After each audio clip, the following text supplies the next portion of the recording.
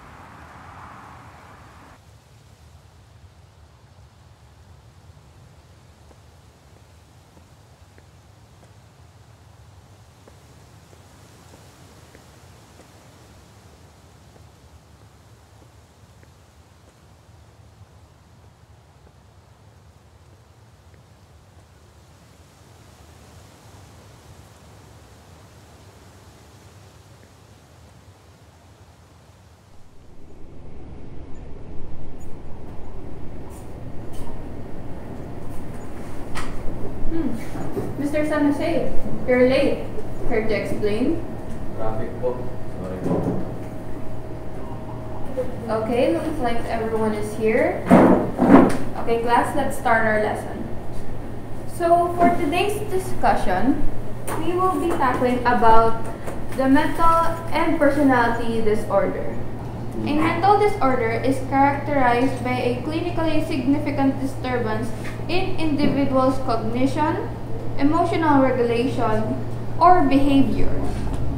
It is usually associated with distress or impairment in important areas of functioning. There are many different types of mental disorders. Mental disorders may also be referred to as mental health conditions.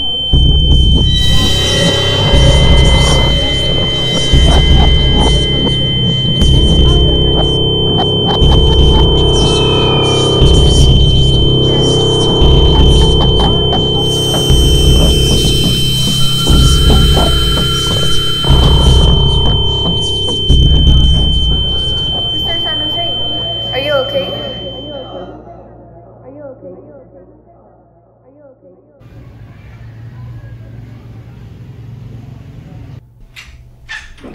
Ma, dito na ako. Oh, bakit ang aga mo na naman umuwi? Siguro nag-cutting ka na naman.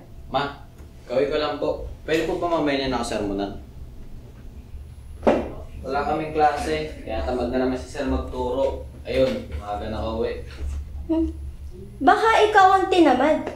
O siya, magbihis ka na muna at kumain ka ng merienda pagkatapos. Oh, diyan ka na pala. Asya. Ito. Ibili mo ko ng alak, tapos yung sukle, pambili mo ng pagkain mo. Akin na lang to ah.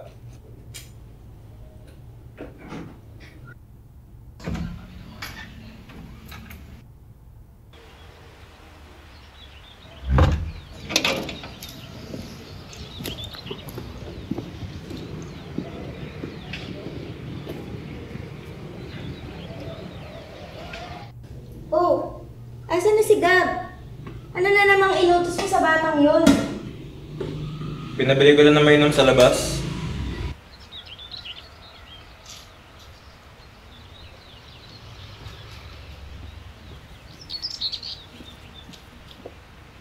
Kaya mo na. Huling araw ko naman na para makainom eh. Tigil-tigilan mo na nga yung pag-iinom mo. Baka makasagaba lang yan sa pagtatrabaho mo sa ibang bansa. Nga pala, yung ibang gamit mo, naayos mo na ba? Meron pang gamit dyan, pero mamaya ko na lang asikasuhin. Maayos ka dun ah. Huwag ka masyadong magpapapagod. O siya, maiwan na muna kita. Natutupiin pa ako sa itaas.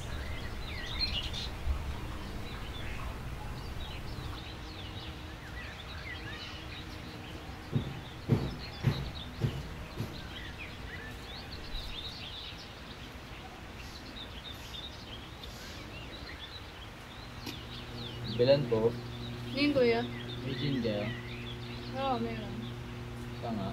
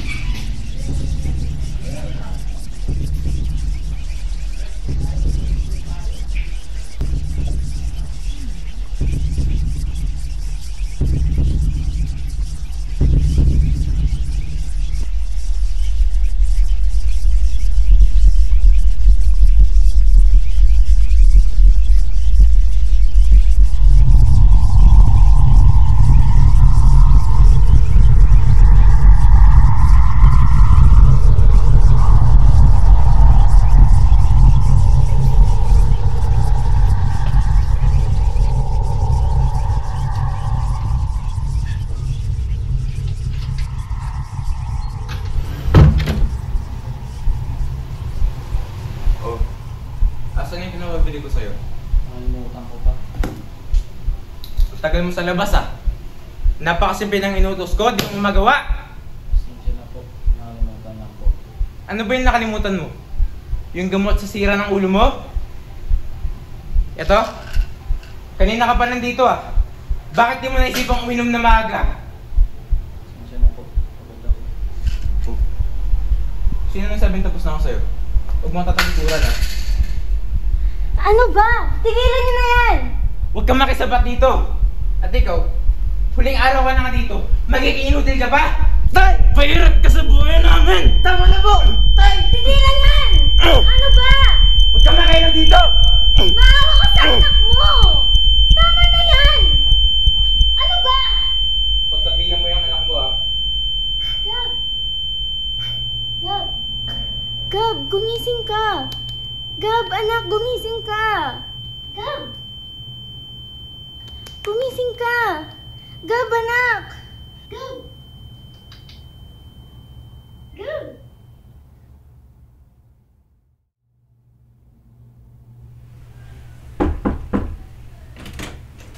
Gab, anak? Aalis na si papa mo. Hindi ka ba magpapaalam?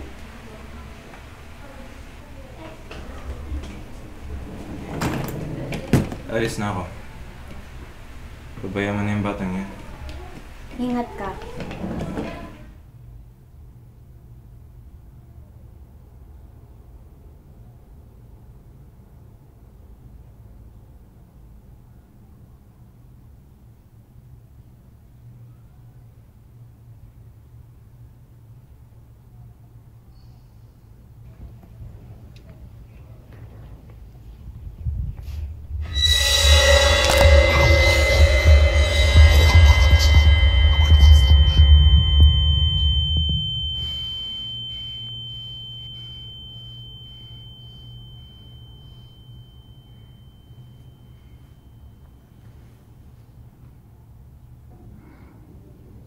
Stress pa lang pala.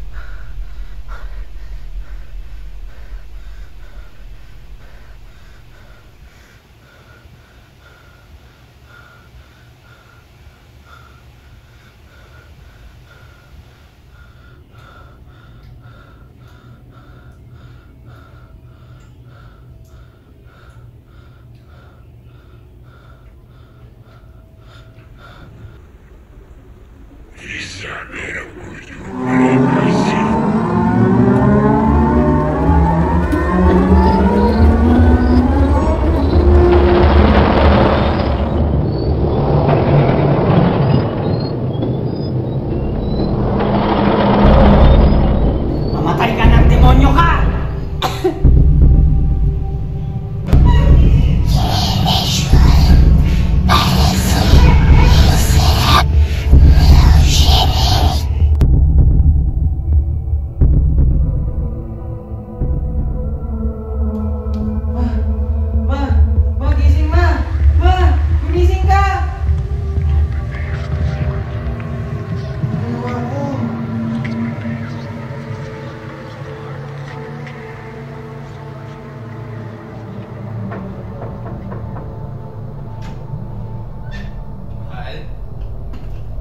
Nandito na ako.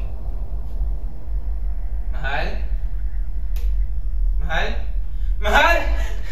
Gab, ano nangyari sa nanay mo? Mahal? Mahal? Mahal, gumising ka, mahal. Mahal! Mahal, huwag mo ko iwan. Mahal! Mahal, gumising ka, mahal. Mahal! Mahal! Mahal, huwag mo ko iwan dito. Mahal! Gab, anong ginawa mo sa nanay mo?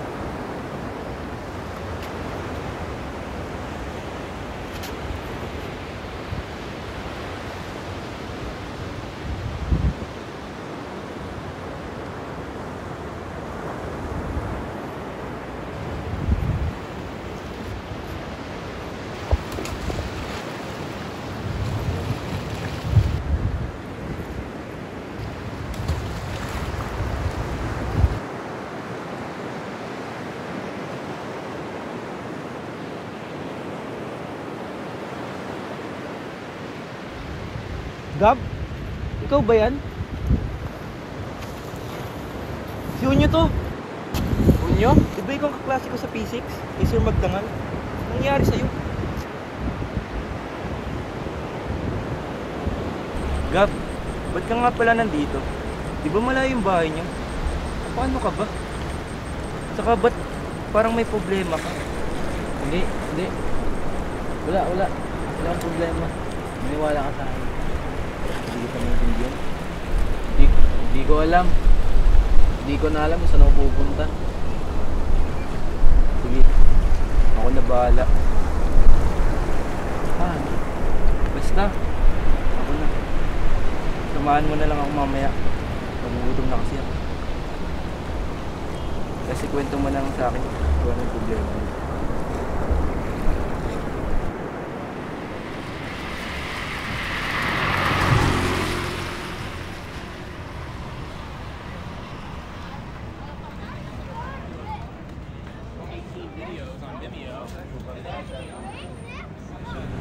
So Gab, ano ba talaga nangyari sa'yo? Explain mo nga sa akin. Sa totoo lang, pre. Hindi ko talaga alam kung paano ako ipapaliwanag sa'yo eh. Treatin mo yung maliwanag. Paano kita matutulungan yan? Wala dapat makakaalam sa ginawa ko. Hindi na makakabalik sa bahay namin. Hindi na nila ako tinuturing na anak. Tuloy mo lang. Makikinig ka. Salamat, pre. Alam mo, ganito na lang. Kung hindi mo kayang ilabas yung problema mo. Ito. Ano yan? Alam mo ba, yung doktor nila dyan, mabait at saka matalino.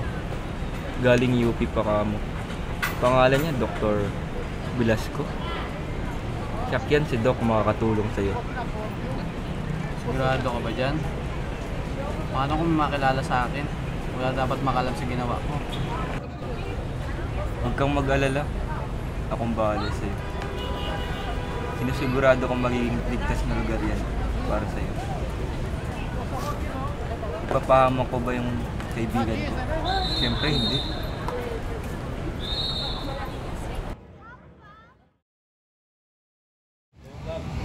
Okay lang ba yung damit ko sa'yo? Hindi ba masikip? Sige, ako na ka na.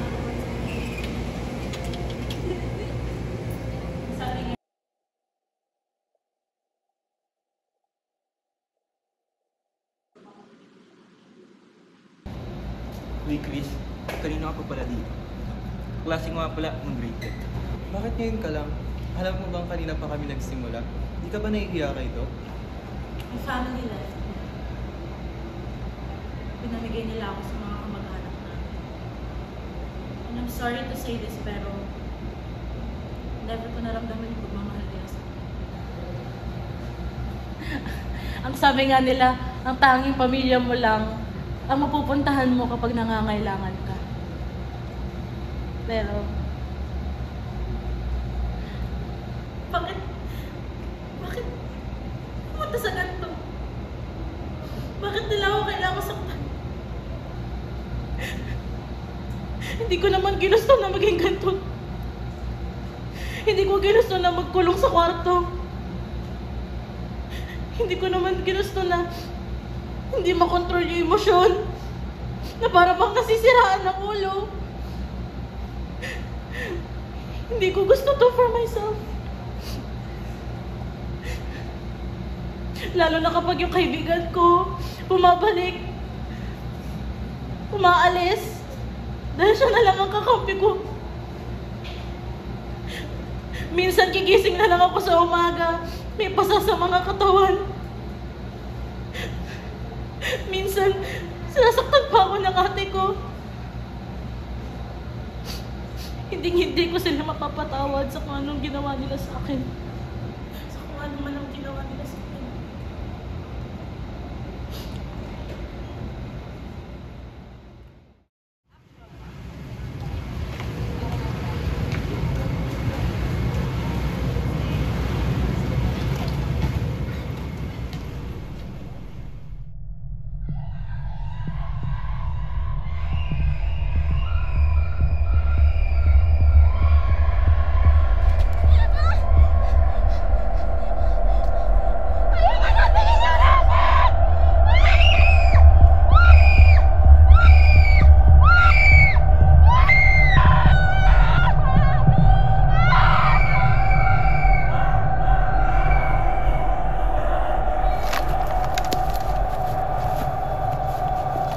Napakatagal mo.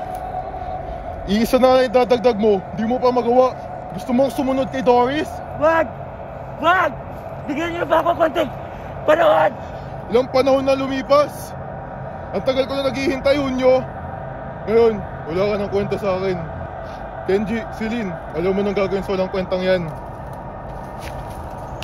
Hindi! Wag! Wag! Bigyan niyo ba ako pagkakataon?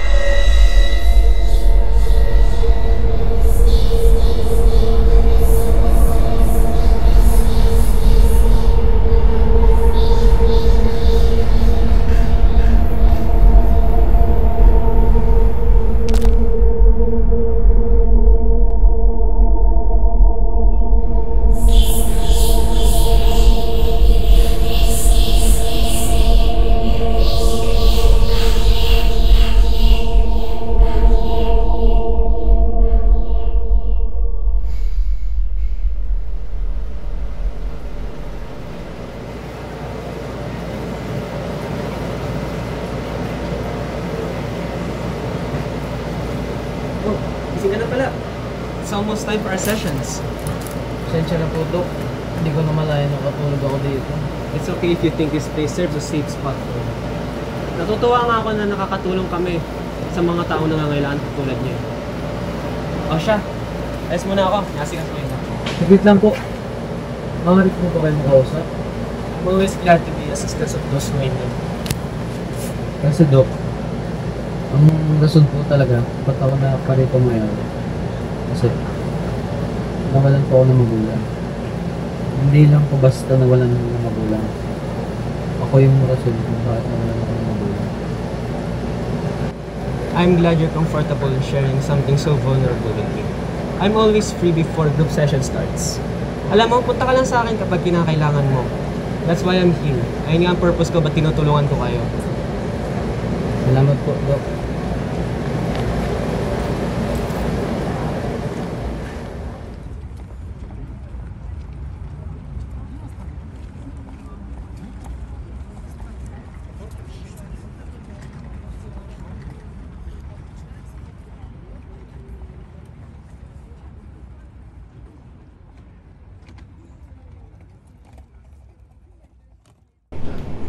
Okay, so today the floor is still open to share your life experience and inconvenience. Anyone? Who wants to go first?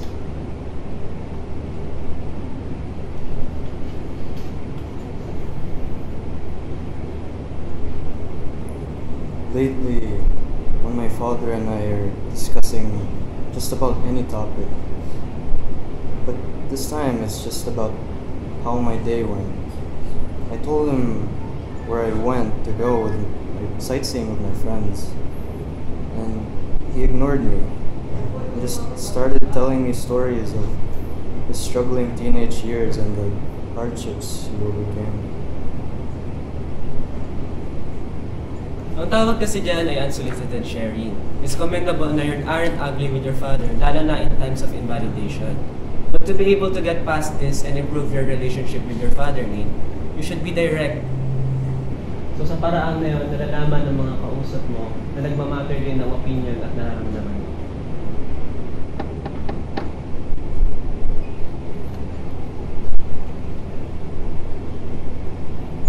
Oh, sana. Tagal-tagal ka na yung umattend sa sessions natin, ah. Diba, everyone's welcome to join our sessions at any space.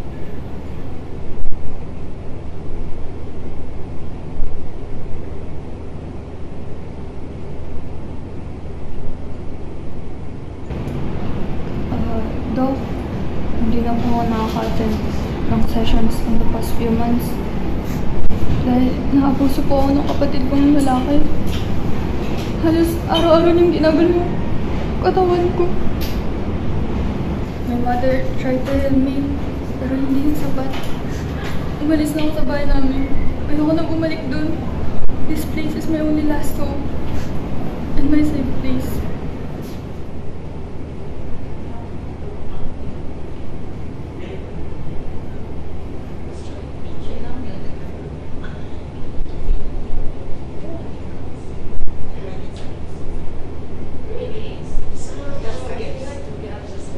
Okay, sino gusto mag-start? Pwede pa yung magpapasalamat.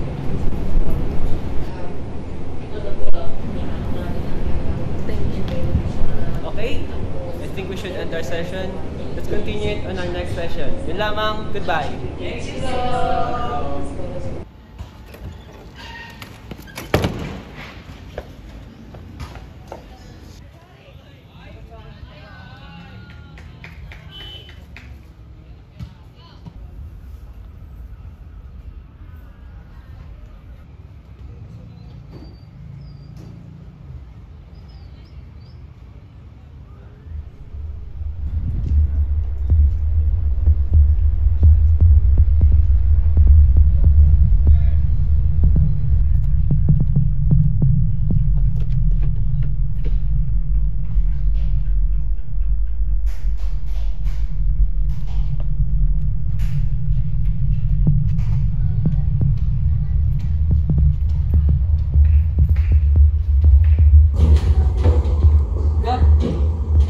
Dok, I just wanted to say, nakabilang ka sa lilipat na support sessions. Based on my observations, nahihirapan ka to keep up with other members. I think transferring you to another group might be of more help to your situations. Besides, ang magiging bago mong therapist ay mas magaling ka sa akin. Dok, bigay na lang po konting oras na makapag-adjust. Di po ba kayang one-on-one sessions muna?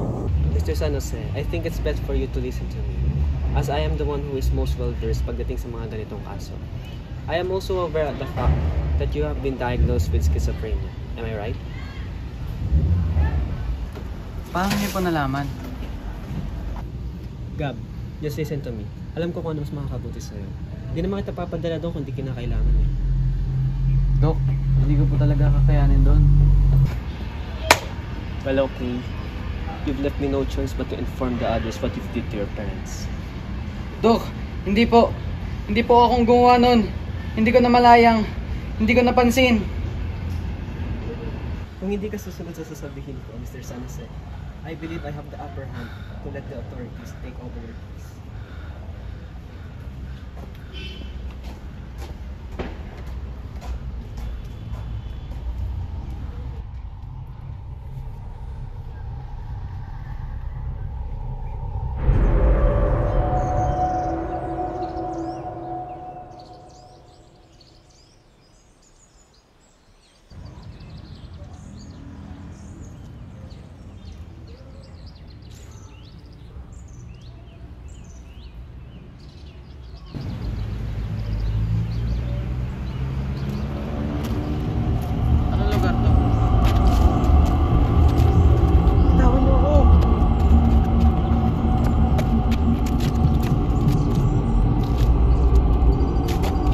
Niyo ako.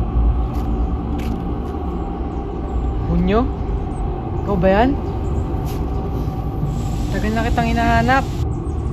Sumama ka na lang sa amin.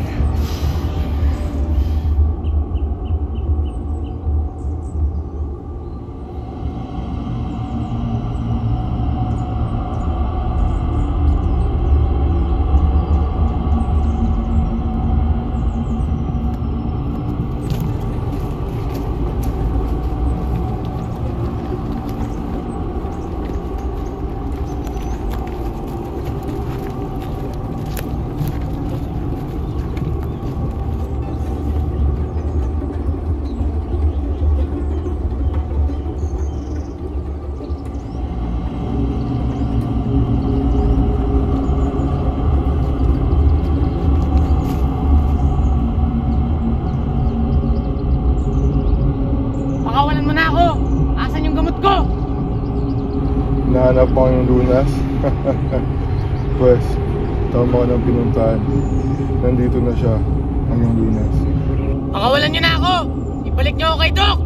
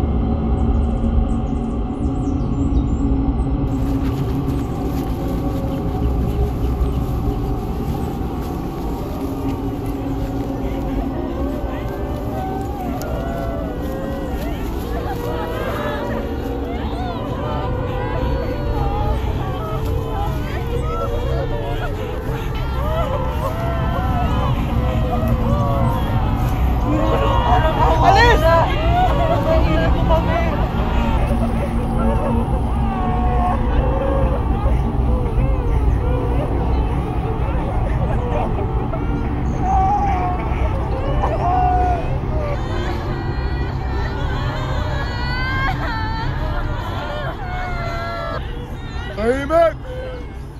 Tahimik! Malugod niyo ba siyang tinatanggap?